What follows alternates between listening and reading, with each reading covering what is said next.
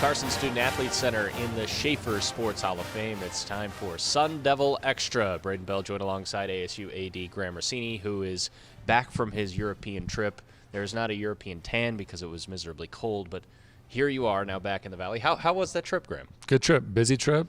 I think 5 hotels and 5 nights, so we were on the go quite a bit, but got a lot of things done. And man, I'm more excited for the London game than I've ever been. Just being in Wembley Stadium.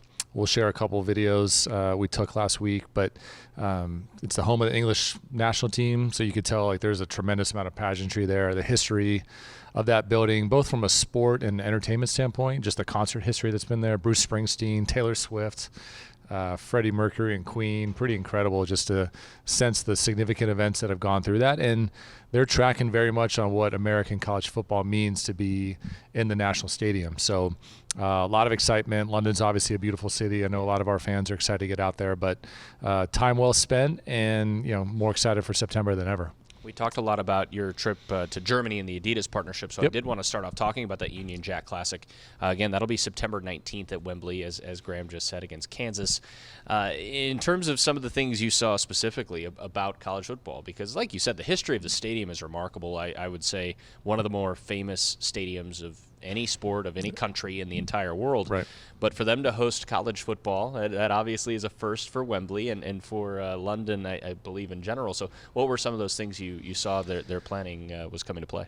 Well, the fact that the leadership of Union Jack Classic is Americans based in England, and their principals have all played college sports at a high level. 2 of them played college football, one ironically at TCU within the conference. So a great awareness on what the sport means to American sport culture, but also how it's going to fit in over in England, and how obviously a very soccer forward, their football culture really have adopted the NFL with open arms, and I think Wembley's had 27 NFL games in that stadium alone. A lot happening in Tottenham now, and they're starting to expand on into Germany and other parts of Europe. But I think there's great stewards of football involved in the event, which gives us a lot of comfort and peace of mind, certainly on the football operations side, that they're being looked after people that have been producing NFL events. They understand the sport at the highest level. They understand that college football is still different than NFL, and they factor that all into the planning. And so Brian McGinnis, we talk a lot about Brian on the show and the terrific job he does handling a lot of the football logistics, was out there with us. And I mean, he's got his checklist, and he's got a lot of very thorough questions to get through to make sure that we can come back and plan accordingly. And even some of the unique dynamics that we're on the road the week before at College Station. And so we're going from Texas A&M right to London, and how do we get our gear there efficiently, and what do we send ahead of time by sea to get there by the time the team arrives, and then have a week to practice and give the team some cultural experiences, which will be really important. A lot of them have not left the country, and so that's a benefit of a trip overseas. And then at the same time, let them focus on studies. We'll have tutors with them and our academic coaches, and then get ready for a really important football game. This is not a bowl game or a celebratory outfit. This is a business trip, and this is a really important Big 12 game that we need to win and we need to be prepared for. And so designing the trip around that reality is a big part of what we go into. But again, back to the confidence in the promoter and the people on the ground. They can't wait to show off college football. They can't wait to really help build the brand of the Big 12 alongside us, and it's going to be great. So we can't wait, and ticket sales are doing really well. And we're outpacing Kansas. We're competitive in that regard as well. So Sun Devil Nation keeps showing up, and I think as it gets closer, a lot more people will be excited about the idea of watching their favorite team overseas. Yeah, the uniqueness of the entire situation is really exciting. I think, like you said, it's not an exhibition, it's not a bowl game, and it's also an international game not played in week 0, which is what we're normally used to seeing in college football as well. So there are so many different wrinkles to it, excitement all around, and like you said, great to hear the ticket sales are doing well, because I've personally heard several Sun Devil fans say, let's make this a European vacation. Yeah. Why not? And it was fun last week when we were there. The schedule came out finally, and people could kind of understand that, hey, it's week 3, but there's a bye on the back end. We come back in, then there's the odd non-conference game maybe at the middle part of the year as well. So we think it lays out nicely. We've got some really exciting home matchups as well. We want to keep this momentum of sellouts at home and that increased season ticket momentum that we've had.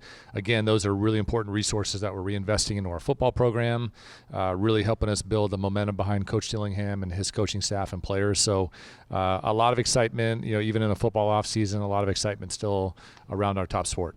Yeah, no doubt about that, and I was excited to hear about that trip. One of the big reasons why you went over there is to tour Wembley, as well as, of course, the trip to the Adidas headquarters, an exciting extension on that partnership as well.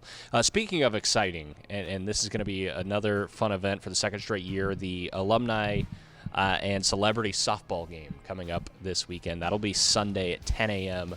over at Phoenix Muni. Fans, you're invited to come out. It's a great event, obviously, to see some famous celebrities, including Graham Rossini, but we'll list some of the others. On Team Arizona State, you've got a couple of notable guys, Spencer Torkelson and Cam Scadaboo. You may have heard of them before. Mickey Mitchell, of course, former Sun Devil basketball player, who's currently on the men's basketball coaching staff, and Kyle Williams from 0609. There's Kyle Williams also that played. They're both? Yes. They're on the other different teams. Yes, right. So two Kyle Williams, both Sun Devil football alums. And then on Team Sun Devils, Dallas Escobedo, a new Hall of Famer. Hall of Famer. She's on the wall. Yep, she is back there. JJ Van Niel, pretty good head coach. Super athlete, great mustache. Kyle Dodd. I mean, what else do you need to say? Fine broadcaster. And Cole Tucker, who is not a Sun Devil, but he is a former big league baseball player, and you may know his wife, Vanessa Hudgens. But Valley Cole Tucker has a long, decorated history with Sun Devil baseball. He was bat boying at 5 or 6 years old. And I think I can speak confidently for him that he dreamed of becoming a Sun Devil. Yes. Pirates drafted him in the first round at a Mountain Point High School. No chance he's coming to college anyway, but he's got his own unique Sun Devil heritage, and now that he's back in the Valley, we'll plug him in. That's great. So those are some of the rosters. Interesting side note on Cole Tucker. Ran into him randomly, him and Vanessa, at the Rose Bowl a couple of years back. And I was wearing an ASU sweatshirt at the Rose Bowl game because why not? He stopped me. He said, "Love the sweatshirt. Go Devils." Wow. So that plays into your point. Think about this. You got JJ's mustache and Cole Tucker's flow. Great head of lettuce. Yeah. I mean, there's something we can do there. Wow. I don't know what it is, but there's something there. And it's the same team. What team are you going to be on? I don't know. You don't know. Okay. I'm excited for I don't this. fit the celebrity dynamic there, but I am going to go like celebrity play. I've got to go cameo at this thing because I've got to get on a plane to LA at some point while the game's going on. So I may be good for an AB. Okay. We'll see what happens. I'm going to totally sell out. I'm just going like full pull monkey to left side, and we'll see what happens. I love it. I think I did that last year, and I popped up to short. So I'll try to do better this year. We don't remember what happened last year. It's okay. The film was deleted. I'm curious, though, Graham, this event in general. It's a really fun way to kind of start off softball, baseball season, spring weather, of course, beautiful at Muni. It was a big success last year, and then obviously the names that I just listed off, they kind of speak for themselves in terms of the alumni, the celebs, if you will, kind of giving back to this program. Yeah, it's grown a lot in year two, and all credit to Coach Bloomquist and Dan Jaffe, incredible director of baseball operations, for putting this idea together. And I do have a Sun Devil for life. I know we were stumped before, but can I just go now? Sure. So Jeff Larish. Yes, bobblehead last year. Big leaguer, unbelievable Sun Devil baseball letter winner, was here Monday. We were meeting on a bunch of topics, and he's playing. He's announced. He played last year. He's coming back this year. And Larry said, he's like, man, I'm so glad it's a softball game. Like, if it was the old alumni baseball game we used to do, I'd have to be training and have to be getting in shape. Like, softball, I feel like I can show up and contribute as a big leaguer. So he's right. I think this is loose. It's fun. Yeah. We're going to have great weather this weekend. We're kind of getting in that time of year where it's just perfect to be outside. And, we've got the Open next week. We've got spring training right around the corner. So this is a great way to kind of debut. It's almost springtime, and we've got our outdoor sports thriving, and it'll be a lot of fun at Muni on Sunday. Yeah, Sunday, 10 a.m. at Muni. All those names will be there. Graham will be there. Signing autographs, interacting with fans. It's a great day for everybody. Yeah, it's awesome. So be sure to come out there. An awesome way to spend your Sunday morning and into afternoon as well, of course. There's no football on this weekend. Let's do it. Speaking of elite directors of operations, we got a cameo. Andrew Matheson, a.k.a. Melon. We love cameos on this program. You now join a list of Noemi Glover and Cam Scadaboo. Fit him in the shot here. Well, we got like a size 8 fitted on that dome. Oh, it's stretched a little bit. Stretching an 8. Wow, it's like you and Bruce Bochy. That's impressive. I'm like at 8 1/4. Wow. So. Wow. That's not like off the rack. No. Custom order. Custom. That's why I just don't wear helmets or hats anymore. Here's what we'll tell you, though. So every time we have a cameo on the show, good things happen for that sport. Correct. So, not that you guys need it. You're right there. We're in the mix in a deep NCHC, but fun cameo. Want to get like a hi mom in there or anything? A shout out to Canada. We got the Olympics starting. Any storylines there? I'm definitely going for Team Canada, not USA. That's fine. Unfortunately, but How about Josh Stone? Big extension. big extension for Josh Stone. That's great to see. Yeah. Hopefully we got someone else signing after this year. You never know. Perfect. So, Love it. awesome. Hey, I don't think you expected this to happen when you walked in here, so thanks for being a good sport. No, I didn't. Well, there you go. We get back to the program now. We do love these cameos, by the way. This is a great spot. You never know what's going to happen. Normally, we're kind of tucked away. The beauty of recorded television. It's beautiful. Normally, we're tucked away, and we can't really see who's walking by, but we've got a prime view of the doors. I don't think he loved that. No, he was very uncomfortable. He is elite at his job. Like, that's one of the best people in the building, bar none. We were going to talk about hockey later, but what a great segue. Might as well talk hockey. They're on the road this weekend against Colorado College. It was a tough weekend at home against North Dakota, the number 4 team of the country. Of course, that was going to be a big test no matter what due to what a great team they have. And we heard, Coach Powers talk about that last week on this program. But a chance to kind of reset, bounce back, and very important against a team that's currently at the bottom of the standings in the NCHC. But I know I don't need to say it to you. There's no gimmies in this league. It's still a very competitive Colorado College squad. And an important weekend for the Devils. Yeah, I mean, this conference, you're this close from the top, you're this close to the bottom. That's the way it's going to be. So we got 10 games left, a lot to play for.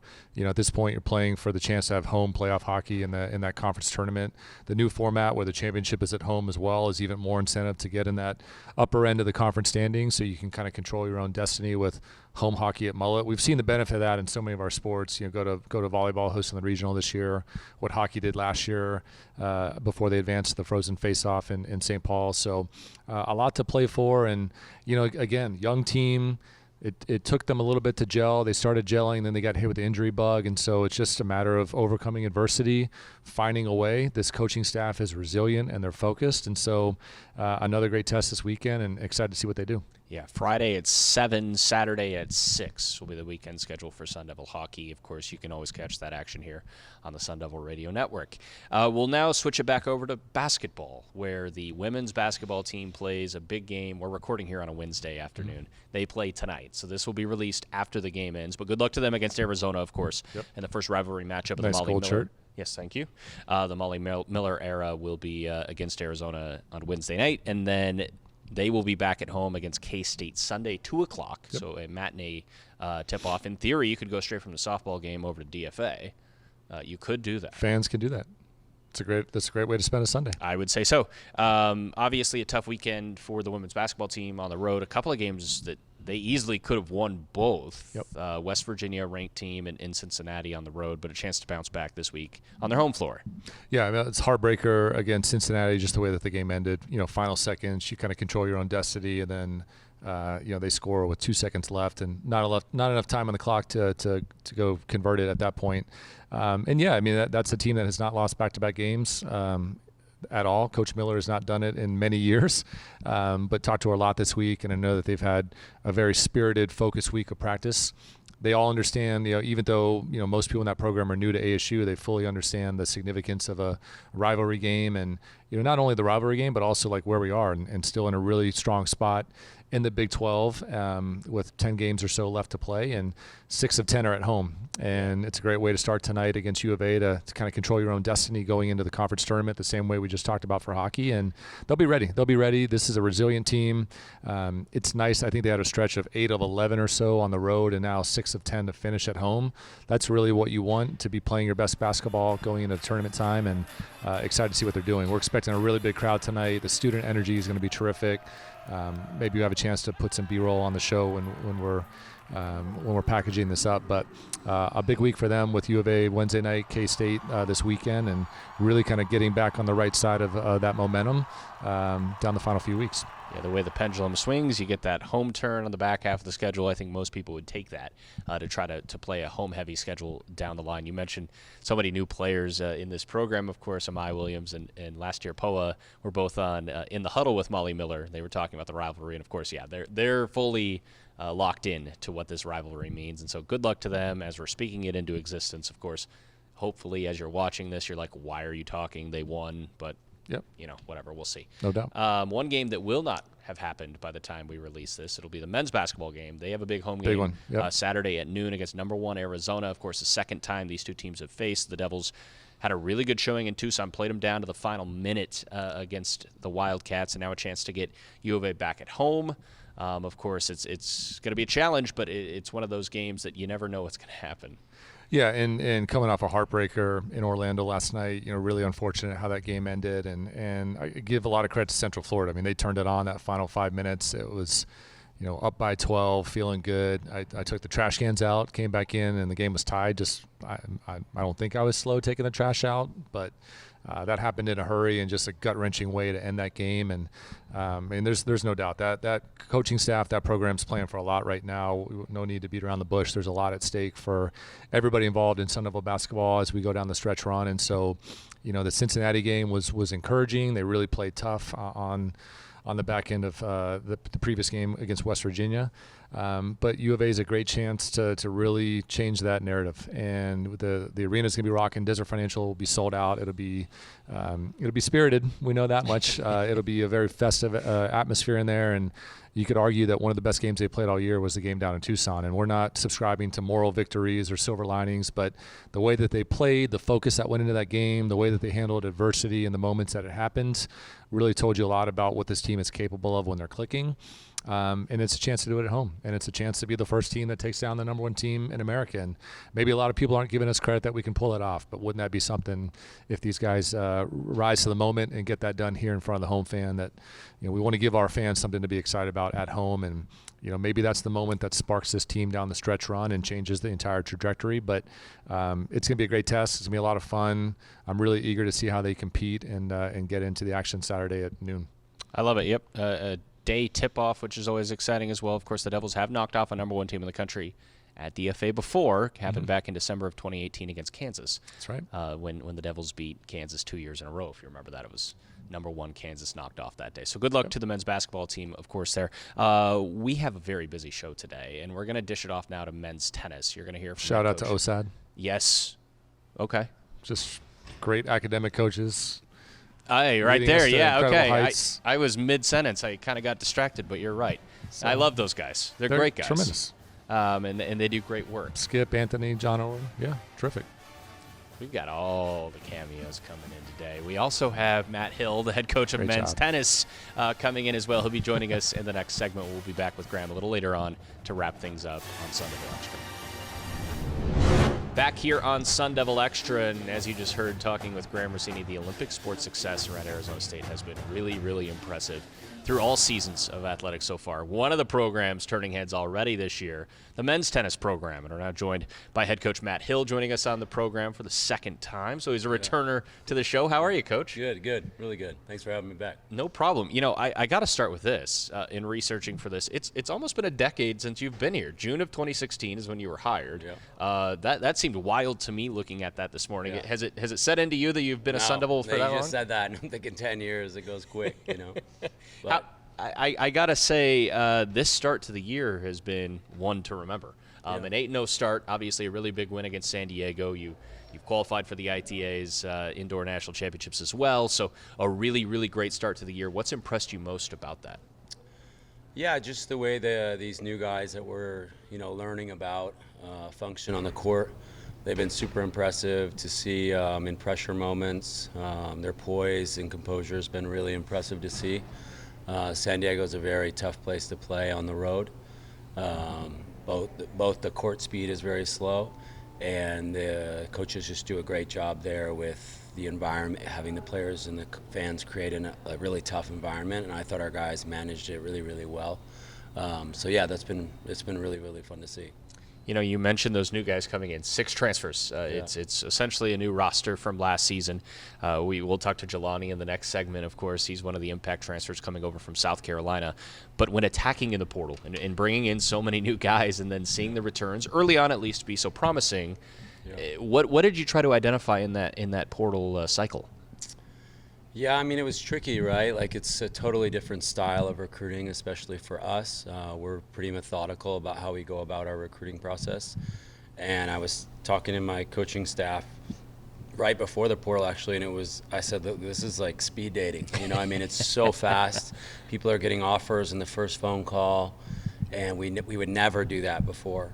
So we really had to change and modify our approach during that process. But at the end of the day, I said to the coaches, look, We will not compromise, though, on these areas. Like, we will not compromise on character. We will not compromise on fit in our system. And so I think in the past we've gotten, in my early years here, we took guys with a lot of talent and we compromised on some things, and it got us in some trouble. And so, as best as you can do in the short amount of time you have during that transfer portal recruiting process, you try to do as much homework as you can, talk to as much people, so you've got as full of a picture or a painting that you have to make sure you're making good decisions for the program. So the vetting process has to be, like you said, it's like speed dating, but you also want to make sure you've got those culture guys.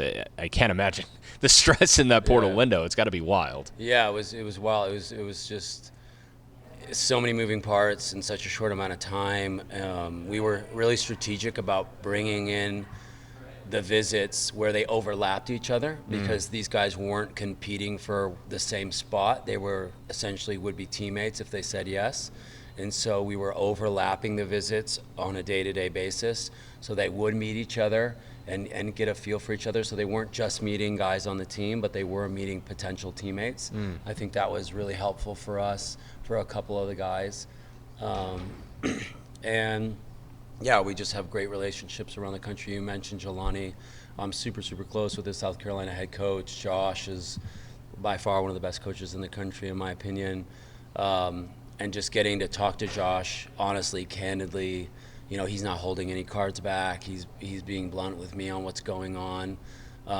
It allows us to be able to make proper decisions for us moving forward on how we want to do things. So yeah, it was a tricky week and a half, but a very fruitful one for us, not to say the least. Yeah. Yeah, so the current roster loaded up due to the transfer portal in a large way, but you also have a promising class coming in next year. Top 10 recruiting class for next season. Some really promising young players will be joining the program.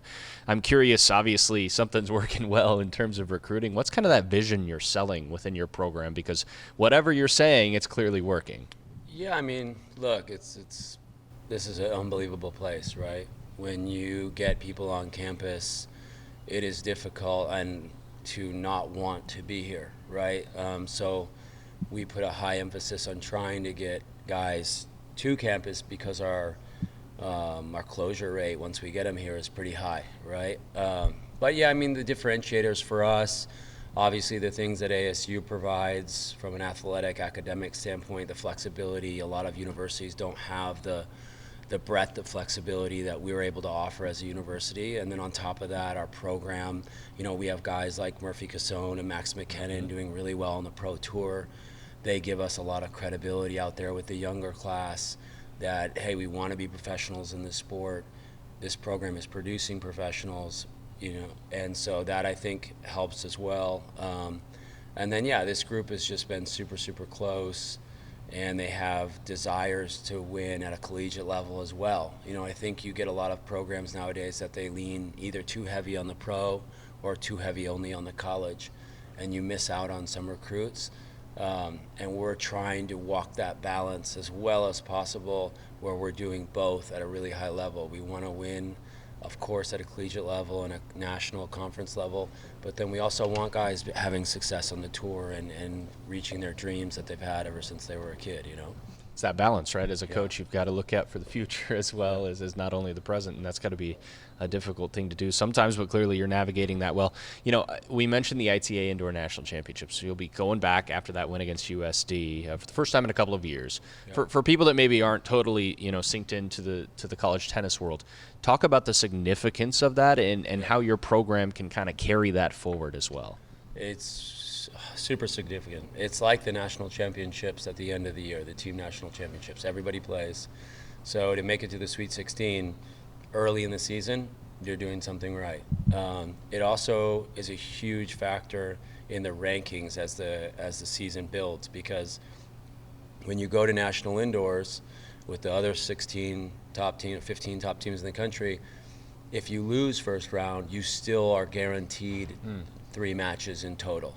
So you're getting to bump up against the best teams in the country all weekend long, win or lose. And you get to feel out where everybody's at from the level standpoint, depth of lineup, kind of a dress rehearsal, if you will, for the national championships. And then you also get a lot of ranking points pending you win matches there, right? If you're winning matches there, you're really securing your ranking as you build towards the, kind of April, May time when they're seeding the national championship. So it's super important to be in this event at the Sweet 16 level because of all those reasons, yeah. And you don't use a date. It doesn't count as a date of competition, so it's all extra dates of competition as well. So yeah, good things. It's a massive cherry on top for the success you guys have had early on. And you mentioned rankings, now 24th in the rankings that just came out as we're recording this on Wednesday. So congratulations on that. And congratulations overall on, the start to the year. One more question for you before we let you go. We mentioned chatting with Jelani and then also Niels Varland back-to-back Big 12 Player of the Week. So you've got the individual success. Obviously, that helps with the team success. But those two guys and what they mean to this year's squad, what can you say about them? Yeah, tough. I mean, look, a lot of our strength this year, without question, is our depth. Mm-hmm. And those guys are playing down low in the lineup right now. And that's not easy because there's no reason that they can't play at the top of the lineup. They have the game for it, they have the weapons for it, they have the athleticism for it, they have the IQ for it. But someone on a really, really good team, someone has to play line 2 and someone has to play line 5 or whatever. So for them to be playing down low and it's not phasing them one bit, they're just going about their thing, doing their job. It's what you need and what it takes to beat really, really good teams like, let's say, a San Diego on the road at their place. They're invaluable pieces to the puzzle for us this year as we continue to kind of move forward throughout the season. And it's exciting to see their progress because they're both, Jelani's a junior and Niels is a sophomore, so we're just getting started with them a little bit, and so we're excited for the future. We'll talk with Jelani, the lone American on this roster, by the way, in just a moment. Coach, congratulations on the success so far. 8-0, it's the best start since the program had been reinstated. Obviously, we mentioned the Indoor National Championships coming up, and the stage will be on there is exciting. Continued success moving forward through this year, and obviously we'll keep an eye on you and your squad from then on. Thank you so much. Appreciate the time. Jelani Sarr joins us when we come back on Sun Devil Extra. Back here on Sun Devil Extra, and it is a men's tennis-themed show today. After their great start to the year, we're joined by one of the talented new transfers in with the program who's really been shining bright, especially in singles so far. Jelani Sarr joining us, the junior from Baltimore, Maryland, who's also the Big 12 Player of the Week in men's tennis. First off, congratulations, and thanks for joining us. Thank you. I'm glad to be here. So you heard the news. You're a Player of the Week in the conference. Yep. Obviously, it's a long season. You guys are off to this great start, but did you take a moment to reflect on your accomplishment there to get recognized by the league? Well, it's pretty amazing to be being awarded that. But as always, we got to play another match. So it's a mix of being appreciative of receiving some recognition for hard work, but at the same time, it's a balance of trying to move on and work on the next part of the, Yeah, and the next part comes quickly, but let's reflect on what you guys have done so far and I know that's hard to do sometimes, but it is rather impressive what you guys have done. An 8-0 start, best start in the program's history since reinstatement, taking out a top 10 opponent in San Diego last weekend. So the start has been great. Obviously, it's your first year in Tempe. How special has this been to really get out of the gates the way you guys have? My teammates, I just attribute all my success to my teammates, to be honest.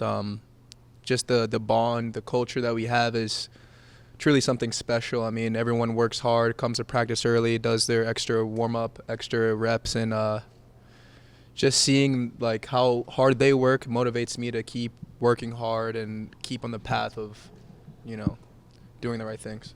You mentioned the bond, you mentioned the culture. You're one of 6 transfers coming in, a transfer from South Carolina.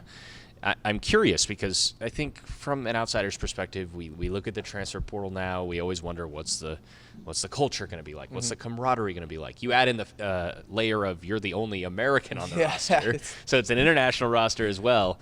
Tell me how you guys have bonded and gotten so close together. Since the first week, we went on a trip to Flagstaff and we set out the goals for the year, and we set out the goals result-wise. We tore that all down and we set the goals for the process. Yeah. And everyone's been focused on that. And for me, I was a little bit nervous coming in, thinking about like how all of our teammates are gonna be meshing to well together, and we get along like so well. It's ridiculous. I think it's because no one speaks English, and it's just a whole bunch of bad words just meshed together all the time, and it's just so fun and special to be like just hanging out with them every single day. So maybe keep the little ones away from the team room. Then yes, because bad words. I mean bad English. Okay, yes. okay. So maybe yes. that makes sense. sense. You say anything curse words, that's 10 push-ups. Oh wow. Yeah. Okay, never mind. So Yeah. the youngsters are welcome near the team room. Then just don't bring them if you want to learn proper grammar. That makes sense. Yeah. I'm curious, and go back to what we were discussing, the San Diego win. Obviously a massive win for the program in general, but you picked up a big singles win against the Toreros there. How can you guys carry that momentum? I'm going to ask Coach a similar question, but obviously at times when you win a big match early on in a season, you've got that momentum in the short term, but you want to continue to carry that forward. How do you guys plan to do that? I think the only way to carry is Coach always says we're 0-0. We haven't done anything. It's still 0-0. You have to stay hungry, and you have to still keep your eyes on the prize, which is the process, not the wins.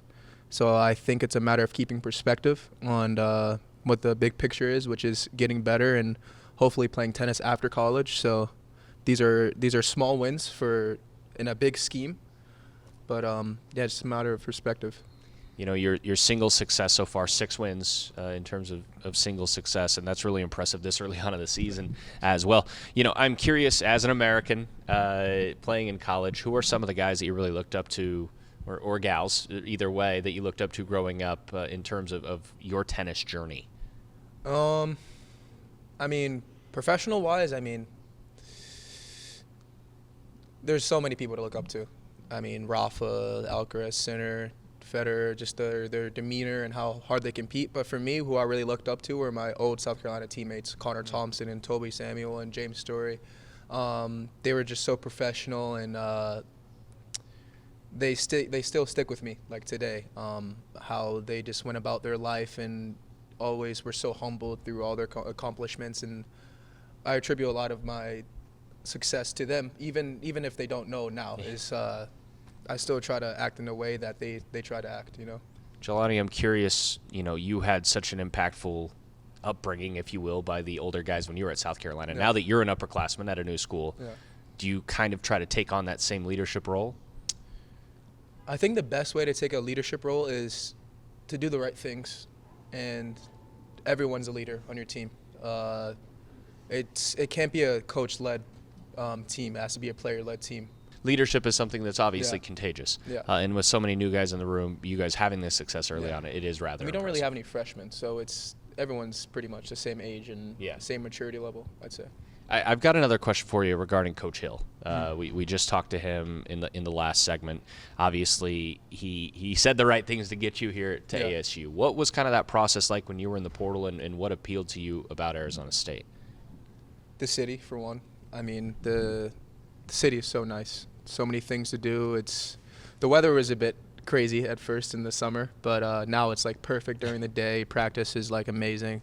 I mean, Matt is like genuinely one of the best human beings I've ever met in my life.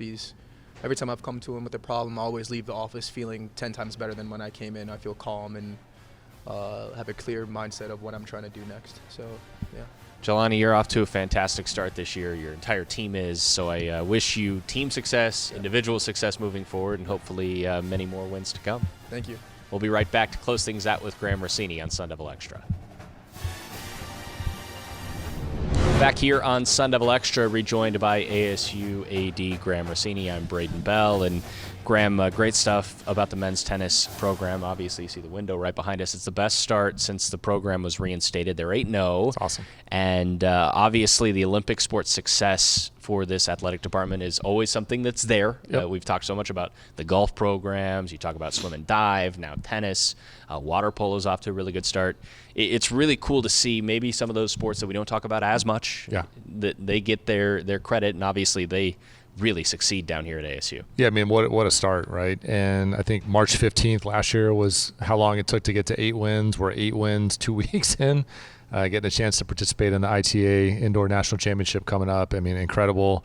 We don't talk enough about our cool coaches. Like, Matt Hill might be the coolest coach that we have. Like, that dude is unflappable. He's just free and easy. He's always prepared. He's always composed.